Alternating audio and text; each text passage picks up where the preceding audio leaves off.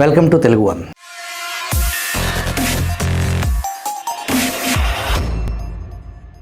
మాజీ DG AB వెంకటేశ్వరరావును AP police housing corporation చైర్మన్గా నియమిస్తూ 2 వారాల క్రితం ప్రభుత్వం జీవో జారీ చేసింది.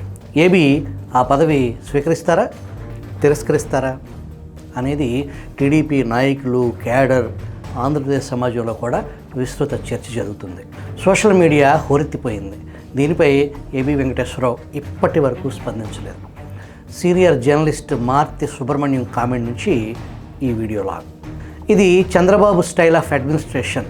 ఈ పోస్టింగ్ కంటే బాబు గారు ఏబీ వెంకటేశ్వరరావును ఇంటికి భోజనానికి పిలిచి బట్టలు పెట్టి ఉంటే బాగుండేది. ఏబీ గారు ఈ పోస్టు ఆమోదిస్తారు అనుకోను. పెద్ద గుమస్తా పోస్ట్ ఇది. కొసరాజు రాజేశ్వరరావు అనే వ్యక్తి టీడీపీ సోషల్ మీడియా గ్రూపుల్లో పెట్టిన పోస్ట్ ఇది. ఏబీ వెంకటేశ్వరరావు ఆలూరి బాల వెంకటేశ్వరరావుపై కూటమి ప్రభుత్వం 8 నెలల తర్వాత విశాల హృదయంతో దయతలచి AP police housing corporation chairman పదవి ఇచ్చింది. ఇది గతంలో విజయవాడ నియోజకవర్గ స్థాయి నేత నాగుల్ మీరా అనే నాయకుడికి ఇచ్చిన పదవి. దానికంటే ముందు ఎన్టీఆర్ జమానాలో కమంపాటి రామ్మోహన్ రావుకి ఇచ్చిన పదవి. అసలు అది అప్రధాన్యమైన కార్పొరేషన్ పదవి. దానికి నిధులు ఉండవు. నిధులు లేకపోతే విధులు ఉండవు. మరి జగన్ 5 ఏళ్ల జమానాలో ఆయనపై లీగల్ వార్ చేసిన ఐపీఎస్ వారియర్, డీజీపీ కావలసిన వ్యక్తి జగన్ కుల దురహంకార వేధింపులకు గురైన ఏబీ వెంకటేశ్వరరావు ఆ పదవిని తీసుకుంటారా? నాకు వద్దని తిరస్కరిస్తారా? పోనీ చేరి రాజీనామా చేస్తారా? అసలు చేరకుండా దూరంగా ఉంటారా? ఇంతకు ఏబీవి దారిటు ఇది ఇప్పుడు ఏబీ వెంకటేశ్వరరావు కేంద్రంగా నడుస్తున్న చర్చ. ప్రధానంగా టీడీపీ సోషల్ మీడియా, కమ్మ సామాజిక వర్గాల్లో నడుస్తున్న హాట్ టాపిక్. జగన్ 5 ఏళ్ల జమానాలో ఆయన అహంకారాన్ని ప్రశ్నించి కనీసం ఒక్కసారి కూడా ఎదురుపడి సెల్యూట్ చేయని ఏకైక ఐపీఎస్ అధికారిగా రికార్డు సృష్టించిన మాజీ డీజీ ఏబీ వెంకటేశ్వరరావును ఏపీ పోలీస్ హౌసింగ్ కార్పొరేషన్ చైర్మన్గా నియమిస్తూ జారీ చేసిన ఉత్తర్వు నేటికి చర్చనీయాంశమైంది. తొలుత జియో నెంబర్ లేకుండా విడుదలైన ఉత్తర్వు కొంత గందరగోళం రేపిన తర్వాత ప్రభుత్వ వెబ్సైట్ ఉత్తర్వులో జియో నెంబర్ ఉటంకించారు. అంటే మొత్తానికి కూటమి సర్కారు ఏబీని 8 నెలల తర్వాత కరుణించిందన్నమాట. ఇదే సమయంలో మాజీ డీజీపీ ఆర్పి ఠాగూర్ను ప్రభుత్వ సలహాదారుగా నియమిస్తూ వెలువడిన మరో ఉత్తర్వు చర్చనీయాంశమైంది. ఆయనకు ఢిల్లీలో ఏపీ భవన్ ఇన్ఛార్జిగా ఉత్తర్వులు ఇచ్చారు. నిజానికి జగన్ బాధితుడైన ఏబీకి సలహాదారు పదవి ఇస్తారని పార్టీ వర్గాలు భావించాయి. విభజన తర్వాత టీడీపీ హయాంలో డీజీపీగా పనిచేసిన ఠాగూర్ను జగన్ సీఎం అయిన తర్వాత ఆర్టీసీఎండీగా నియమించారు. రిటైర్డ్ అయిన తర్వాత ఆయన్ను విజిలెన్స్ కమిషనర్గా నియమించింది. ఎన్నికలకు కొద్ది నెలల ముందు వరకు ఆయన జగన్ ప్రభుత్వంలో కీలక పదవులు అనుభవించారు. అంటే ఆయన జగన్ బాధితుడు కాదన్నది సుస్పష్టమని పోలీస్ వర్గాలు, టీడీపీ సోషల్ మీడియా సైనికులు స్పష్టం చేస్తున్నారు. తర్వాత టీడీపీ విజయం కోసం ఆయనతో పాటు retired DG AB, retired IG Ghattamaneni Srinivas తెర వెనుక పనిచేశారని వైసీపీ ఆరోపణలు చేసిన విషయం తెలిసిందే. అయితే కూటమి అధికారంలోకి వచ్చిన తర్వాత ఠాగూర్, ఘట్టమనేని సిఐ, డిఎస్పీ, ఎస్పీల పోస్టింగ్లో కీలక పాత్ర పోషించారని, కీలక నేత ఆఫీస్తో సమన్వయం చేసుకుని బదిలీలో చేసిన వడపోత ఆధారంగానే పోలీస్ అధికారులకు పోస్టింగులు దక్కాయని, చివరకు టీడీపీ ఎమ్మెల్యేలు ఇచ్చిన సిఫార్సు లేఖలు కూడా తిరస్కరించారన్న ప్రచారం వైసీపీ అధికార మీడియాలో జరిగిన ప్రచారం తెలిసిందే. కొన్ని జోన్లలో వారు తమకు కావలసిన వారిని ఐజీలుగా నియమించారని, ఉత్తరాది ఐపీఎస్ల నియామకంలో వారే కీలక పాత్ర పోషించారన్న విమర్శలు వైసీపీ అధికారిక మీడియాలో వచ్చాయి. అయితే వైసీపీ విషయంలో, వైసీపీ మీడియాలో ఈ అంశానికి సంబంధించి ఏబీ పేరు వచ్చినప్పటికీ అందులో ఆయన పాత్ర లేదనేది తర్వాత స్పష్టమైంది. ఈ క్రమంలో ఏబీకి వ్యతిరేకంగా జగన్ సర్కార్ ఇచ్చిన ఉత్తర్వులను కూటమి సర్కారు ఉపసంహరించుకుంది. ఆయన సస్పెన్షన్ కాలాన్ని పనిచేసినట్లుగా ఉత్తర్వులు ఇచ్చింది. అది ఇచ్చిన కొద్ది రోజులకు తాజాగా పోలీస్ హౌసింగ్ కార్పొరేషన్ చైర్మన్గా పదవిస్తూ జారీ చేసిన ఉత్తర్వులపై తీవ్రస్థాయిలో చర్చ మొదలైంది.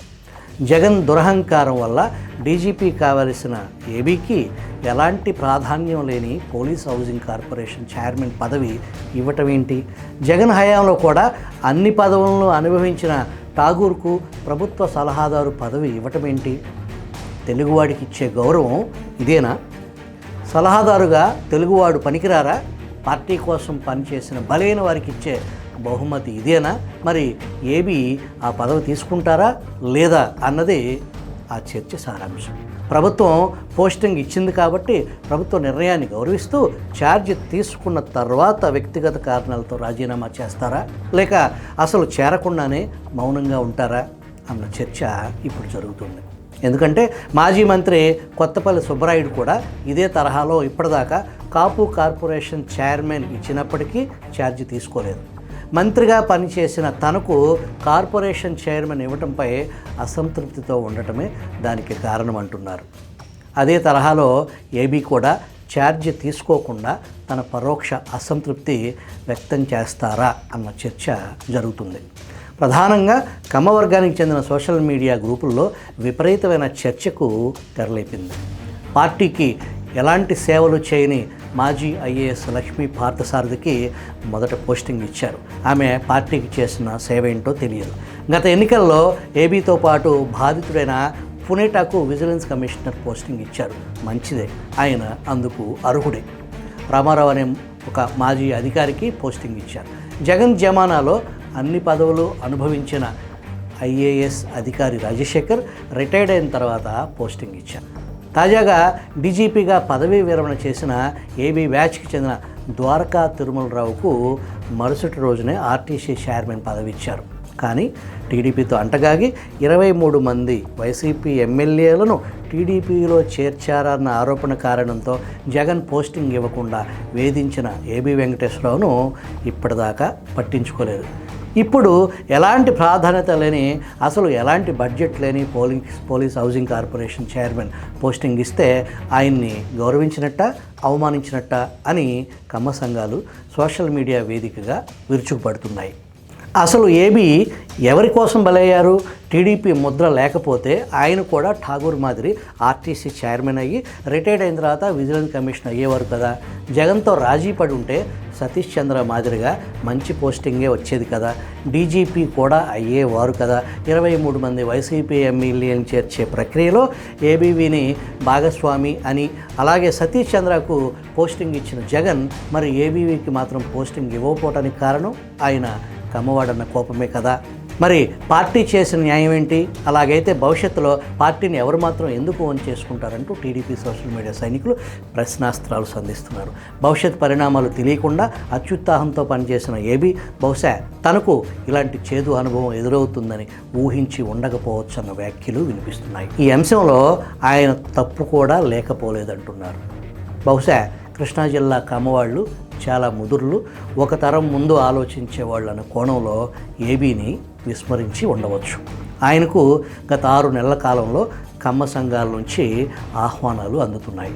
దాంతో ఆయనకు కులంలో మద్దతు, సానుభూతి పెరుగుతుండటం కూడా కొంత ఇబ్బందికరంగా అనిపించవచ్చు. అందుకే ఆయనకు ఏదో ఒక పదవి ఇచ్చామనిపించుకునేందుకే ఈ చైర్మన్ పదవి ఇచ్చినట్లుంది.